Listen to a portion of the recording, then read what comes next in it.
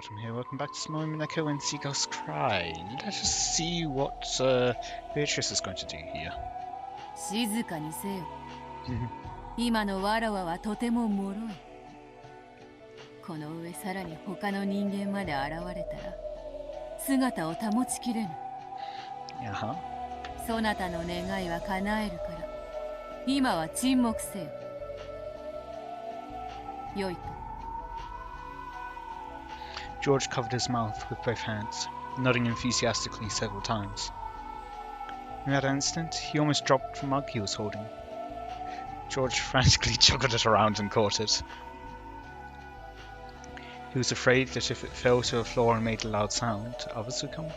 The witch's form might disappear like a bubble popping. He softly set the mug on the floor and stared at the witch in front of him again. Her form didn't disappear. It wasn't a dream. さあ、シャノンが眠る客室へ行くぞ。そなたの思いの力にて、彼女の魂を連れ戻すのだ。行くってどうやって？下には母さんたちがいる。表へ出るのを許してくれるわけがない。それにあなたはさっき他の人間が現れたら姿を保てないと言わなかったかい？ That's no matter, I'll magic you straight there. そういえばそうだったな。Okay. 下にはクラウスたちがおったか。それでは確かに下へ降りられぬな。ならば一階へ降りずに屋敷へ行けばいいではないか。簡単な話よ。Beata laughed as though she had thought of a pleasant prank. And with her golden pipe, she lightly tapped the window with its shutter closed. When she did, 3 gold butterflies appeared from the pipe and opened the lock in the window as though melting it.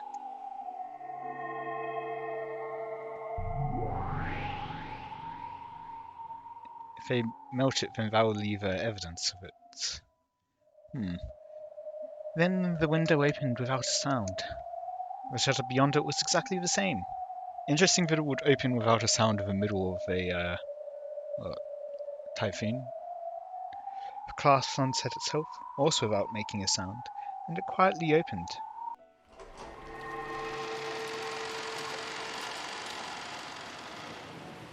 The window opened, exposing the wind and rain outside the mansion.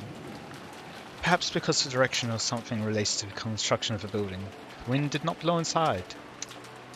Because of that, for a while, George felt as though this entrance that opened to the outside was a dream or an illusion, and he couldn't accept it as real. さあ行くぞ。ついて参る。Beato gently floated upwards. It was a natural action, like that of a diver enjoying an underwater stroll. It made it easy to believe that if you acted like she did, you too might be able to float in the sky, just as though you were swimming through the water. No, George did believe that. So without thinking, just as she had done, he also, gently, as though swimming in the water, lifted his feet.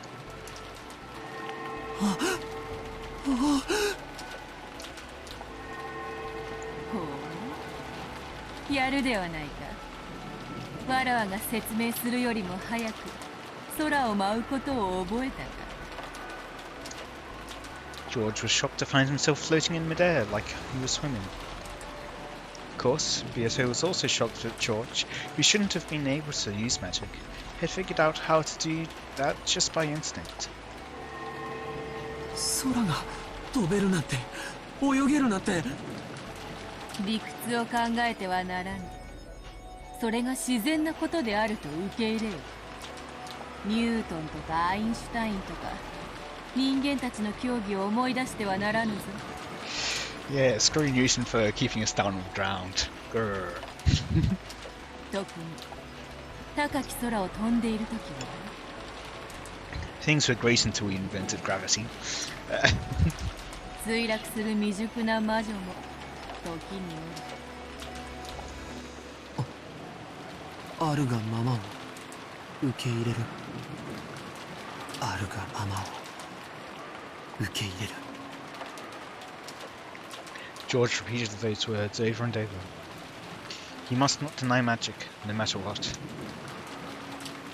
Denying that would be like throwing away what might be, his first and last chance to revive Shannon. However, compared to Beato, who was elegantly drifting like smoke, George's movements clearly resembled someone underwater. Therefore, if he didn't act like he was kicking his feet in water every once in a while, he'd be caught by the force of gravity, bit by bit. わらわが初めて空を舞った時よりは上出来であると褒めておく。行くぞ。ついてまいる。Then Beato beckoned to George. She gently flew into the stormy sky. It was just like a scene from a fairy tale. The scene unfolding before George's eyes felt entirely like an extension of his dream. 空を飛べるのはすごいけど、すごい風と雨だ。なんだ、雨と風に苛まれるのか。それを防ぐ魔法を教えてもよいが、今のそなたには早いし、今はそれを習う時間を割くのも惜しかろう。ええ、僕が必要としている魔法はそれじゃない。George wore a strong-willed gaze, refusing to let the wind and rain get to him.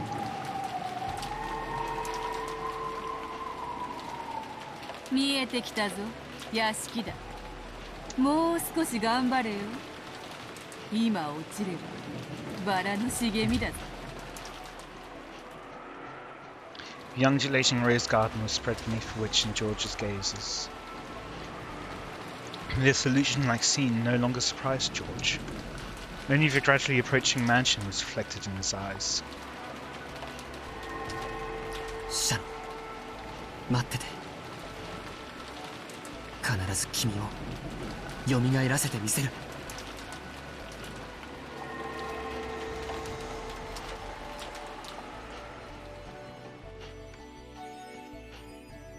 Okay.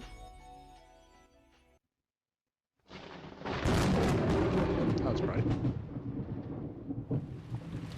At that time, someone was in the Rose Garden, it seems. The cruel new witch could be seen staring at the guest house from a different location. あと残すは第7、第8の番だけね。あと2人で先代のババアの義理はおしまいだわ。And then she's free to kill the rest. クラウスと夏日を殺す。夫婦仲良くね。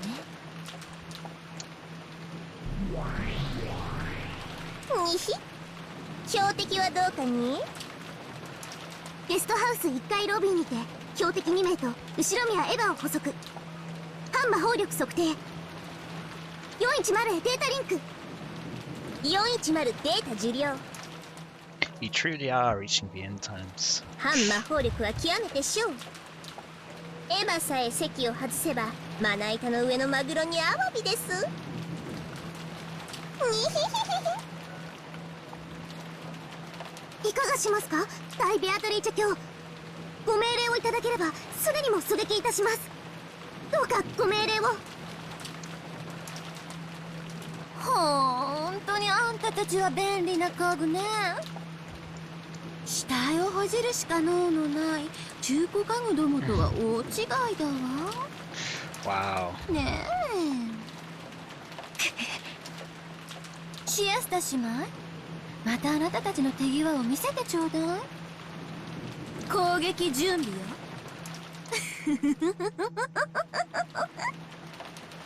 死体はまた運び出してね。たっぷり遊んであげるんだから。文句はなしよ、ロノウェイ。はい。かしこまりました。 Sweating in the rain. I mean, it's totally a raindrop on his forehead. At that moment, the witch noticed something. It was as though some presence had disappeared. Was it her imagination? 今何か気配を感じなかった？誰か感じた人いる？申し訳ありません。私は何も気づきませんでした。お許しを。 I wonder. 私たちゲストハウスを観測中でしたから周辺監視はオフにしてます。にひルシファーちゃんは何か気配感じた？ For just an instant, Lucifer glanced at Renove, asking whether she should answer honestly or not. Renove gave a small nod in response. いいえ、申し訳ございません、ベアトリーチェ様。私たちは何も。中古家具ゆえ、どんなことをお許しください。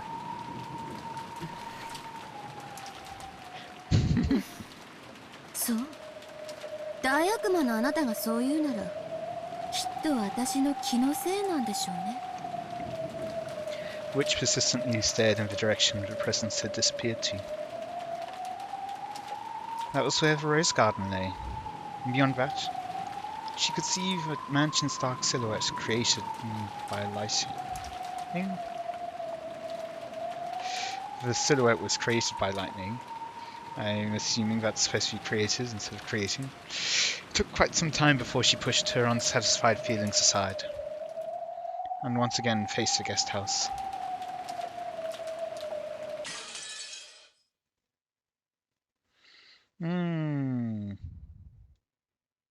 Big clock.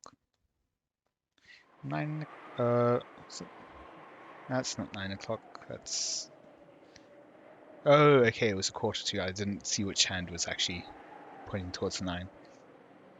The guest house lobby was wrapped in silence. The strings of tension binding Kraus, Natsui, and Eva had already loosened, and they were completely worn out, with their minds beginning to waver. Every once in a while, they would stand up and walk around pointlessly, as though fighting their drowsiness. 大丈夫ですか、エヴァさん。And this is why they should have been sleeping during the day. やはり無理をせず休んでいてください。大丈夫だって言ってるわ。もう大人は私たち3人しかいないのよ。I mean, plus the doctor, but okay. 休んでる暇なんかないわ。石にかじりついてでもここを死守するわよ。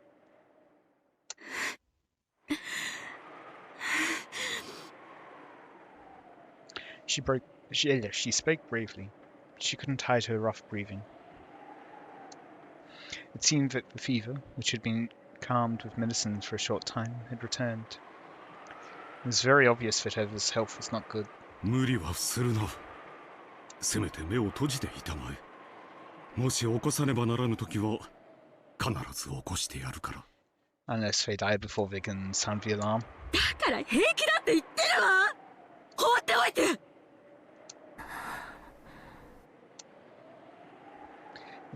It seemed she was already unwilling to budge. Kraus and Natsui realized that even if they talked to her anymore when she was like this, it wouldn't reach her ears. So without saying anything more, they decided to let her be. Yeah, it would have been fine to not eat for a day. Water you need, sleep you need, food is okay to let it be for a bit. To Eva right now, even having an argument like that would be burdensome. It would probably be better for her body if she just sat there with her mouth closed. In truth, Eva was just a step away from being beaten down by drowsiness.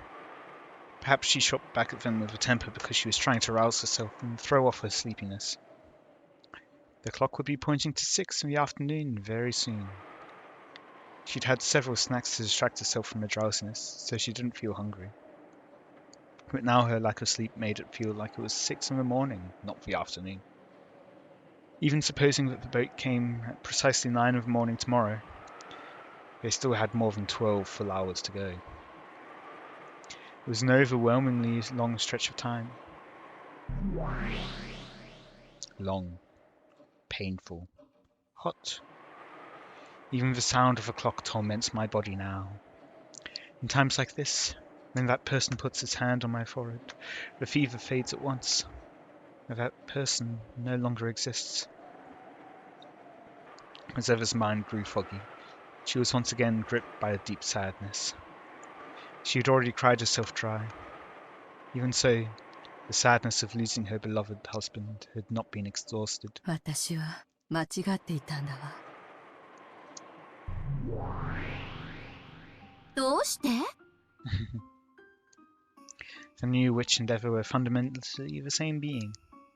If Eva talked to her, she would always respond. 私は後宮家の当主の座さえ得られればそれで満足のはずだった。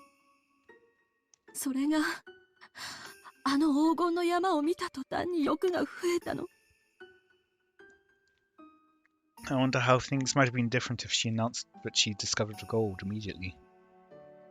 あの黄金の山を独り占めしたい気持ちに駆られた。それは恥じることでも何でもないわ。だって後宮家の当主として当然の権利じゃない。他の誰にも黄金のひとかけらだって譲るものかってのよ。私がその誘惑にとらわれたからあなたが生まれてしまったんだわ。あなたは私の少女時代の心であると同時に自分勝手でしかない私のよこしまな心でもあった。そのあなたがあの黄金の山によって芽生えた私の愚かな欲望のせいで。Well, Hideyoshi, I'm guessing what she's going to say is about Hideyoshi dying, but Hideyoshi probably would have died anyway, even if it wasn't ever Beatrice, it would be Beatrice. 私の胸という卵の殻を破りこの世に生まれ出てしまった。あなたを産んだのは私の責任。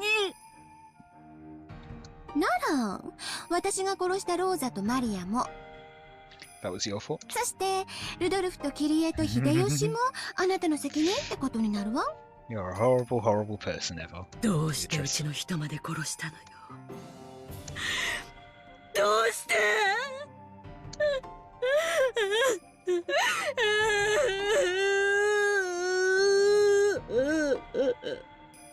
秀吉を殺す気はなかったわ。だってうるさくてしつこかったんだもの。その意味では私たちの、いえ、あなたの責任ね。あんなのを旦那に選んだあなたの責任だわ。あなたみたいな子供にあの人の良さはわからないわよ。あなた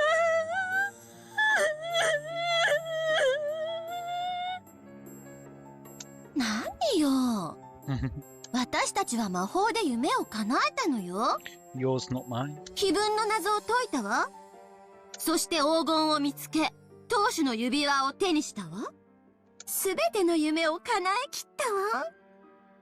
それがなんで不満なの？それだけが全ての夢なんかじゃないわ。あの人と素敵な人生を歩んでジョージに素晴らしい人生を託す妻として母として、それなのにそれはあなたが大人になってから勝手に増やした夢だわ。私たちの夢じゃない。 Exactly. So it's not our dreams, it's your dreams, not my dreams. だからあなたは子供なのよ。自分さえ良ければいいの？そうよ。すべて私が悪いのよ。あの時ローザの言うことにどうして私は反抗したの？どうして兄弟みんなに黄金を見つけたと発表できなかったの？すべて私が醜いから。黄金を独り占めしたくて芽生えさせたよこしまな心があなたを孵化させてしまった。ひどい嫌われようだわ。私たちは二人で後宮エヴァなのに。いいえ、もう違うわ。そしてそれはあなたが言ったの。I was just thinking, didn't she say that they're two separate entities? 私は後宮エヴァ。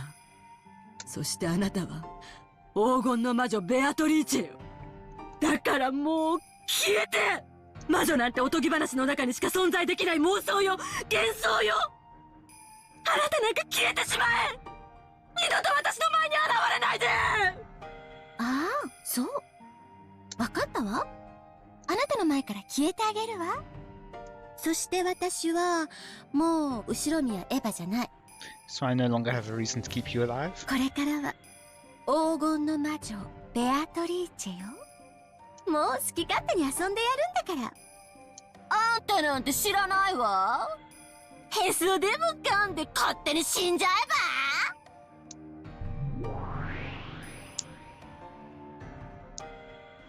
After having a very childlike tantrum, the witch who had once been another Eva vanished.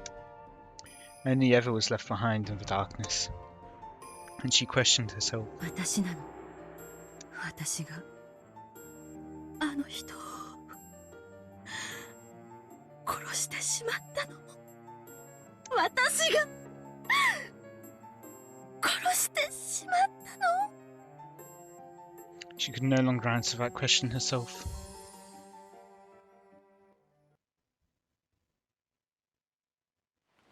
Well.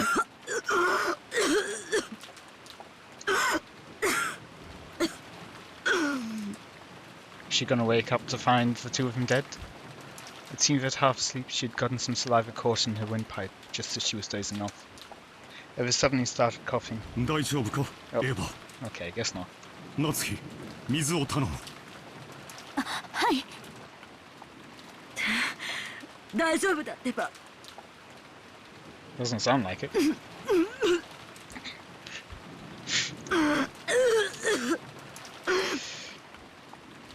ちょっとむせちゃっただけなんだから。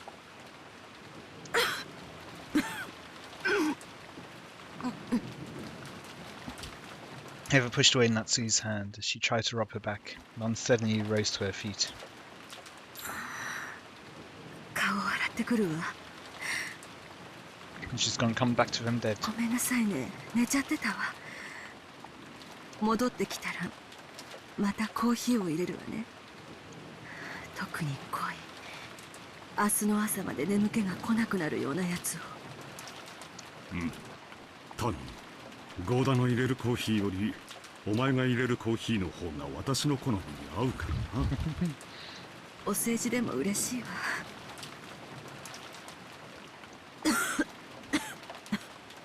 すぐ戻るわ。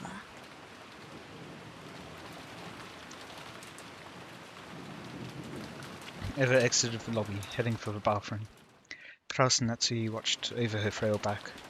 あなたもあれだけ犬猿の中だったエヴァさんに気を使うこともあるのですね。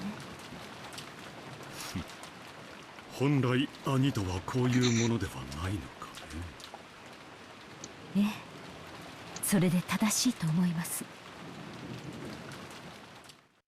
エヴァに限らん。ルドルフにもローザにも。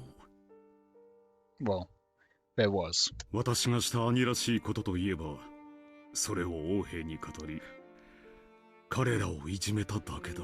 Ooh, is this something that you might learn for the next game? 父のようになりたくて、私なりに必死だった。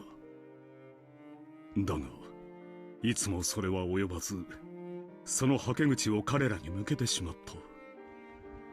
しかし、それは言い訳にならん。エヴァにも、まだ傷が癒えぬほどに、深い心の傷を負わせてしまっただろう。悔いているが、今さらそれを詫びたところで、その傷が癒えるわけもない。あなたがその気持ちを今だけでなく持ち続けることで、その気持ちはきっと他の兄弟たちにも伝わりますよ。 Well, kind of hard for two of them, you know. It's a bit hard to see something when you're dead.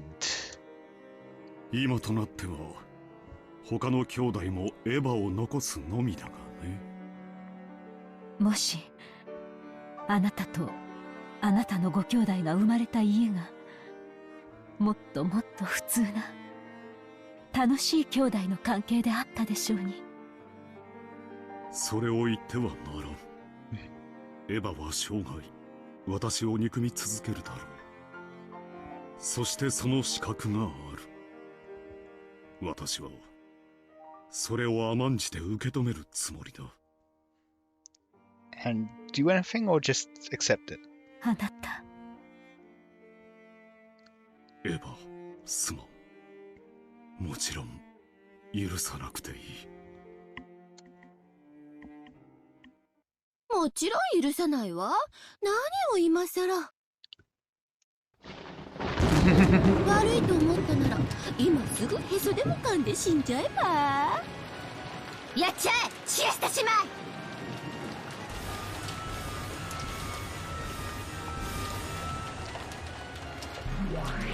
45射撃許可受領。射撃曲線再確認。飛行誤差修正。410へデータリンク。410データ受領。射撃許可確認。にひひひひ射撃。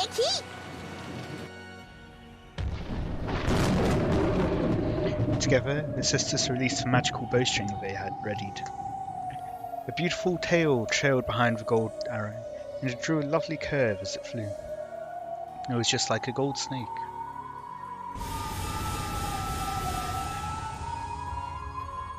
It skillfully avoided a grove of trees and flew towards the front door of the guest house. Then it flew into the keyhole of the door and snuck into the guest house without any problem at all. Gold snake raced down the hole smoothly, yet as fast as an arrow. Right before it was the door to the lobby. When it flew into the keyhole, Kraus and Natsuya were already. For an instant, Kraus thought he saw a gold-coloured sparkle in the keyhole of the door. However, at the same time as he strained his eyes to see what it was, that sparkle bent like a whip and attacked, wrapping itself around Kraus's neck.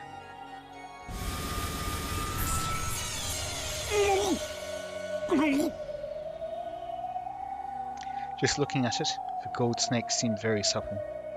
However, it was as though a wire had tightened around Kraus's neck.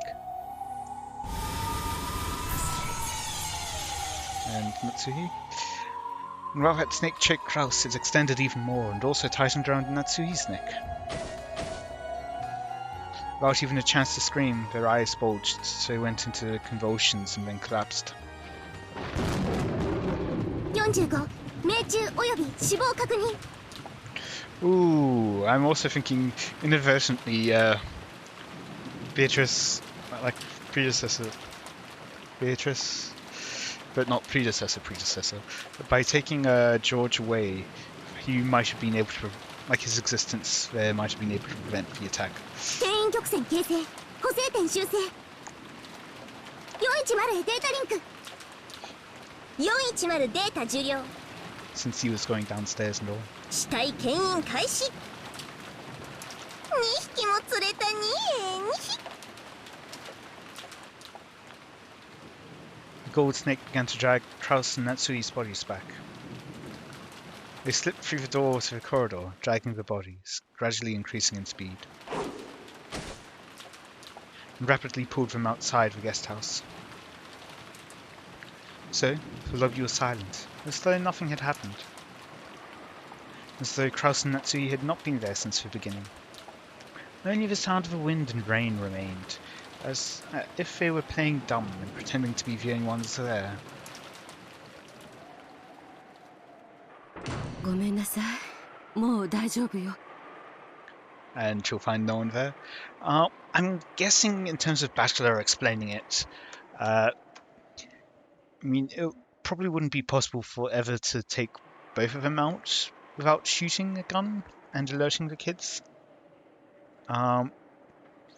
Because two of them, you could only choke one of them out really at a time. However, from the cousin's point of view, George left. So technically he could be in on it. 今コーヒーを入れるわね。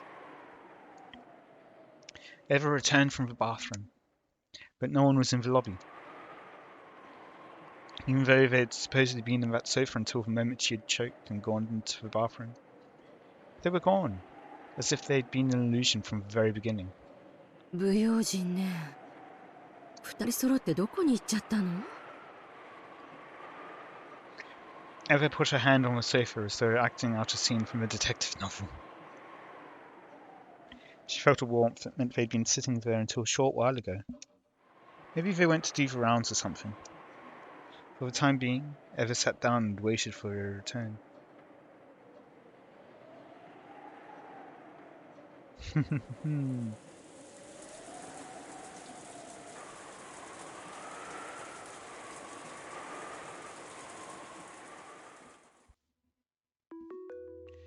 And on that note, I will be ending it there for today. I hope you all enjoyed. Let me know any feedback you have in the comments. And until next time, see ya.